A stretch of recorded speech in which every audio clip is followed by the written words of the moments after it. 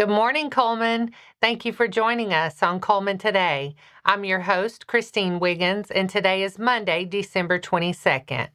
Coming up on Cullman Today, Cullman County school leaders wrapped up the year with major approvals from finances and facilities to new vape prevention rules. Plus, Cullman County's mayors and commissioners took a closer look at where your tax dollars go and how online shopping is changing the split. And a new local program is making sure kids don't miss Christmas when hardship hits late. How Toys of Joy delivered hundreds of gifts across Cullman County. All this plus sports, weather, and more. Now let's take a closer look at the top stories happening in Cullman today. The Cullman County Board of Education held its final meeting of the year last Thursday, approving a full slate of routine and school-related items. Board members approved the last month's minutes and signed off on requests tied to supplemental pay for athletic and extracurricular duties, after-school enrichment programs, tutoring services funded through grants, and committee appointments for the 2025-26 sick leave bank. The board also approved stipends for staff who hosted FAFSA parent meetings after hours, with those payments funded through a college and career readiness grant. Out-of-state travel was approved for cheer teams from Vinemont High School, Fairview High School, and West Point High School, with all three headed to Orlando, Florida for a national cheer competition. The district said no general fund money will be used. On the financial side, the board approved October 2025 statements and October bills and payroll totaling more than $18 million. A change order for West Point High School's multipurpose facility reduced the contract by more than $152,000, bringing the adjusted total to about $1.35 million. The board adopted a new state-developed policy on vape awareness, education, and prevention, and reviewed calendar reminders, including the semester ending December 19th and students returning January 6th. The next regular meeting is Thursday, January 15th, with a 3:30 p.m. work session. The Cullman County Mayors and Commissioners Association met last Wednesday at Terry Pines to walk through how local sales, use, and lodging tax dollars are collected and then distributed across the county.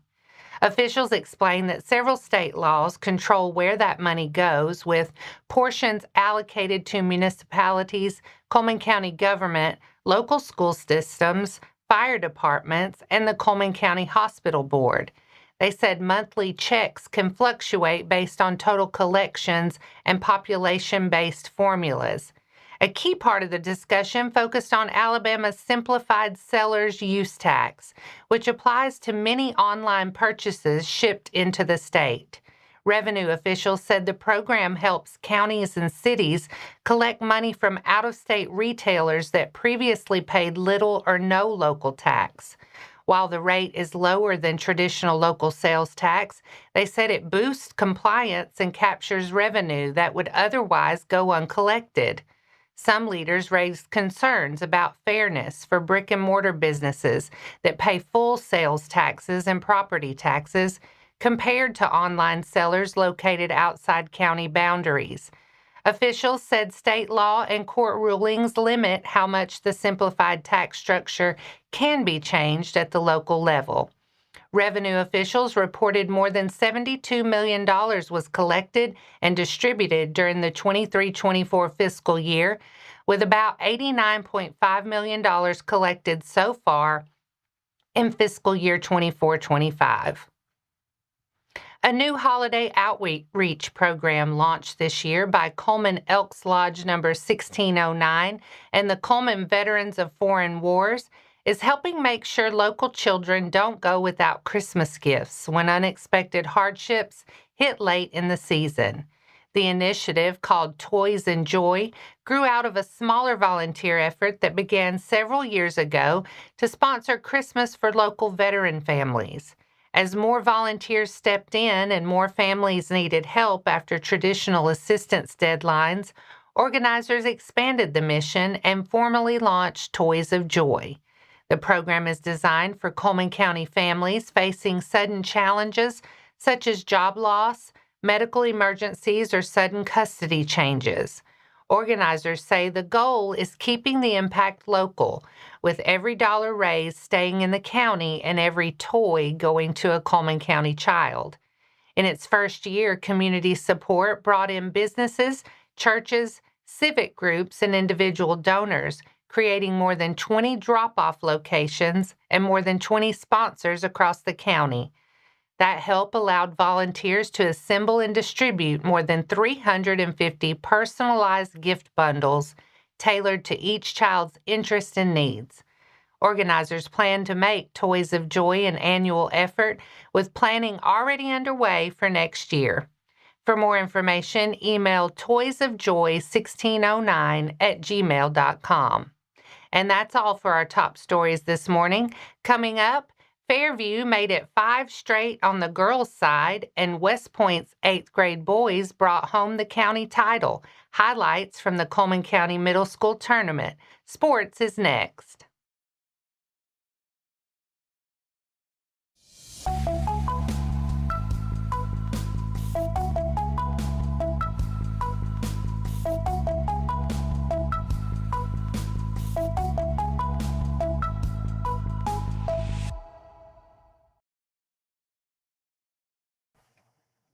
Welcome back. 2 more county trophies were handed over this weekend as the Cullman County Middle School Tournament wrapped up with championship wins for Fairview on the girls' side and West Point on the boys' side. Fairview's middle school girls repeated as county champs again Saturday afternoon, defeating West Point 39-29 to win the Cullman County Middle School Tournament for the 5th straight year after earlier wins over Vinemont and Cold Springs. Guard Tori Cryer led all scorers with 14 points, plus 3 rebounds, 2 assists, and a steal. Forward Eliana Wunderlich helped Fairview dominate the glass 34-20 with 8 rebounds, 4 points, 2 steals, and an assist. West Point briefly led 10-9 after the first quarter, but Fairview surged to a 20-15 halftime edge and pushed it to 31-21 after 3. Bobby Randolph added 8 points and 5 rebounds. West Point's Crimson Mumford scored 7. West Point's 8th grade boys claimed the Cullman County Middle School Tournament Championship Saturday, beating Good Hope 54-41. Colt Ashley powered the Warriors with a game-high 20 points, 9 rebounds, and 2 assists. Good Hope jumped out early behind Aiden McGill, but West Point answered with a buzzer-beating 3 from Trey Thompson to lead 11-10 after 1. Thompson finished with 11 points. The teams traded baskets in the second quarter, with Carson Currington scoring all 8 of his points off the bench, and West Point took a 23-21 lead into halftime after a late 3 from Good Hope's Aiden Fight, who had 11 points, 5 assists, and 3 steals before leaving late with an injury. West Point pulled away with an 8-2 run to start the third and held off a late push to seal it. Congratulations to all the teams on a strong county tournament run. And that wraps up sports for today. Coming up next, ALEA kicks off its 12 days of safety this week. Daily reminders aimed at keeping holiday travelers safe through New Year's. Plus, Trimble's volunteer firefighters say they need more hands and more support, and they're ready to train anyone willing to serve.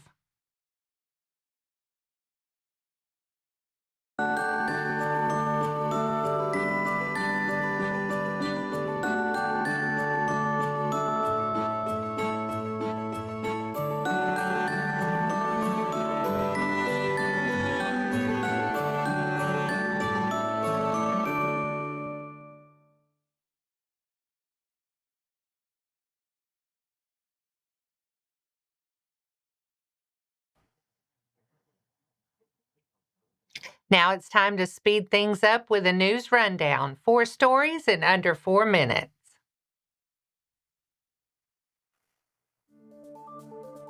As Alabama heads into the busy holiday travel stretch, ALEA is launching its annual 12 Days of Safety campaign.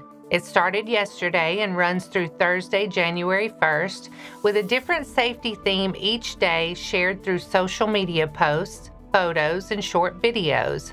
Reminders focus on winter trip planning, staying alert in shopping areas, avoiding impaired and distracted driving, buckling up, and securing children in the right seats. The final day spotlights extra caution on rural roads at night because of wildlife activity. ALEA says troopers will also step up enforcement statewide today through January 2nd, focusing on speeding, impairment, distraction, and seatbelt violations. For daily updates and to share the countdown, follow at ALEA Protects and use hashtag 12 Days of Safety. Members of the Trimble Volunteer Fire Department say the work is about neighbors helping neighbors, responding to everything from lift assists and medical emergencies to car wrecks, trees in the road, and structure fires. Assistant Fire Chief Bruce Whitlock, Secretary Crystal Eubanks, Lieutenant Jonathan Eubanks, and firefighter Charles Freeman say calls can go from quiet to nonstop in minutes, and volunteers never know what they'll face when the tones drop. They say the department will train anyone willing to serve. New recruits can start by helping at the station and work toward the training required to enter a burning structure, including instruction in hazardous materials, ventilation, and engine operations. Like many rural departments, Trimble struggles with staffing and funding, and leaders say some calls go unanswered when there aren't enough responders.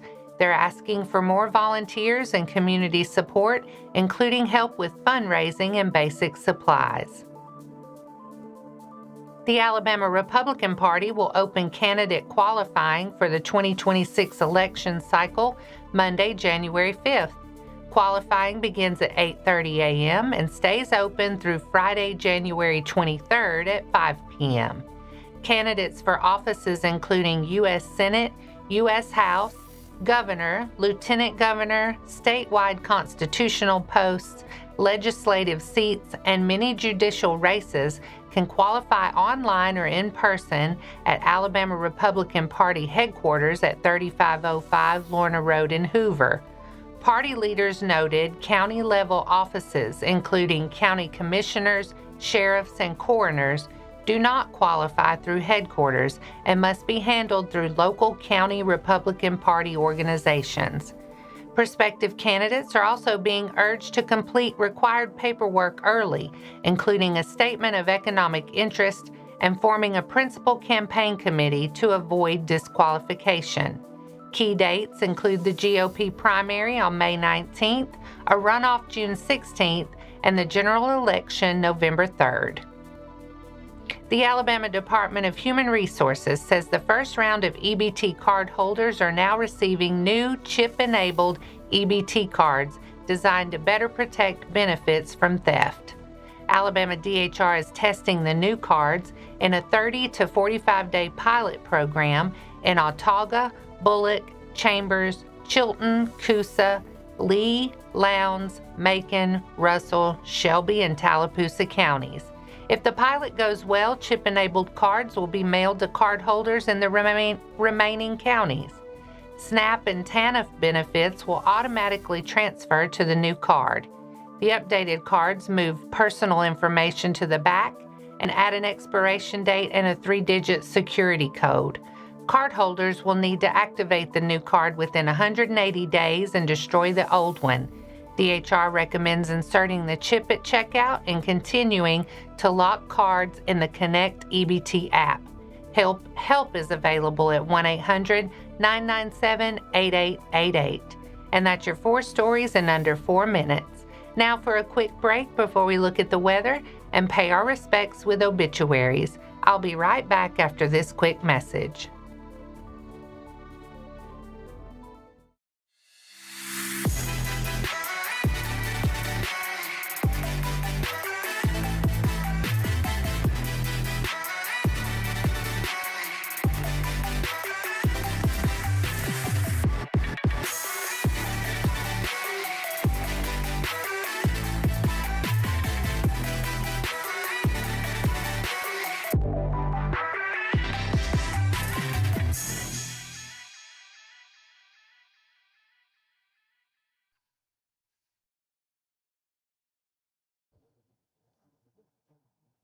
Let's take a moment to pause and remember those who have lost their lives this week. Renee Liegaber, 60, of Hanceville, passed away Thursday, December 18th. A memorial service will be announced at a later date. Funeral services for Donnie Wayne Strickland Jr., 54, of Bremen, were Sunday, December 21st at Hanceville Funeral Home Chapel. Our thoughts and prayers go out to their friends and families. Now let's take a look at your weather forecast. Starting off your Christmas week, today will be partly sunny with a high near 58 and a south-southeast wind around 5 to 10 miles an hour with a few gusts up to 20. Tonight stays mostly cloudy with a low around 50 and a light south-southeast breeze. Tomorrow will be partly sunny and warmer with a high near 67. Winds will be light, then turning calm during the afternoon. Tomorrow night stays mostly cloudy with a low around 51. And that wraps up today's edition of Cullman Today. Thank you for sharing your morning with us, and remember to stay connected by following us on social media and visiting CullmanTribune.com for the latest from our community. We'll be back bright and early tomorrow morning at 6:30 a.m. Until then, I'm Christine Wiggins with Cullman Today. Have a great day, Cullman.